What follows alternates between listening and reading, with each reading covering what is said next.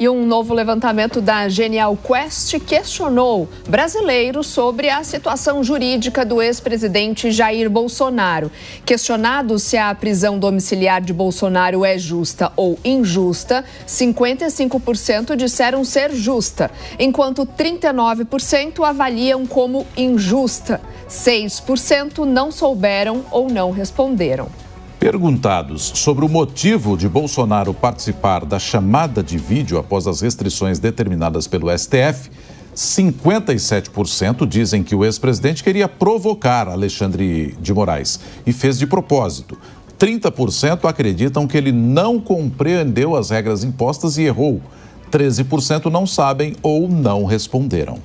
Sobre a relação de Bolsonaro no plano de tentativa de golpe, 52% dizem que houve participação do ex-presidente, 36% avaliam que não, 10% não sabem ou não responderam, 2% defendem que não houve tentativa de golpe.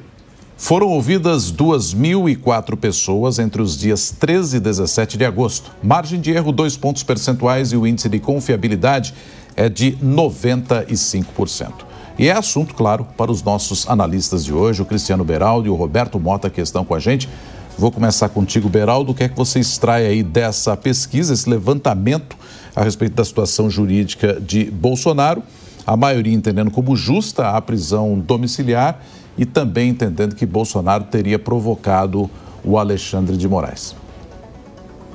Olha, Nonato, eu não vejo muito valor para esse tipo de pesquisa, né? É como se a gente fosse às ruas perguntar para as pessoas de forma aleatória se elas acham que a nave espacial da SpaceX vai conseguir performar da forma que ela é esperada. E aí as pessoas vão falar que sim, se elas são simpáticas a Elon Musk, e não se elas não são simpáticas, mas elas não têm absolutamente nenhum conhecimento técnico para avaliar se a nave da SpaceX vai ou não vai cumprir o seu papel. É a mesma coisa nesse caso.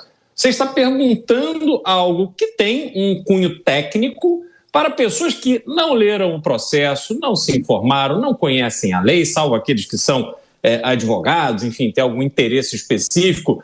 Mas, no geral, a população brasileira, que vem batendo recordes de número de analfabetos funcionais, não vai opinar tecnicamente sobre esse tipo de assunto. Ela vai se manifestar como uma torcedora.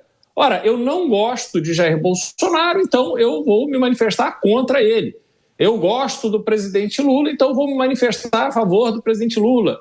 Então, essas coisas eu não acho que agregam muito para o debate público. Esse tipo de pesquisa tenta endossar um comportamento que nós vimos no próprio Supremo Tribunal Federal ao início desse julgamento, em que, não podemos nos esquecer disso, de uma forma inédita, talvez inédita no sistema judiciário dos países democráticos. Tivemos um juiz que é alvo e também vai decidir neste julgamento, colocando um vídeo para criar um clima sobre o julgamento, onde ele mostrava as cenas ali de agressões, de destruição e tal, para poder criar este clima no país e, obviamente, o clima nas pessoas que estão acompanhando o julgamento, de que havia ali já definida uma questão de culpa.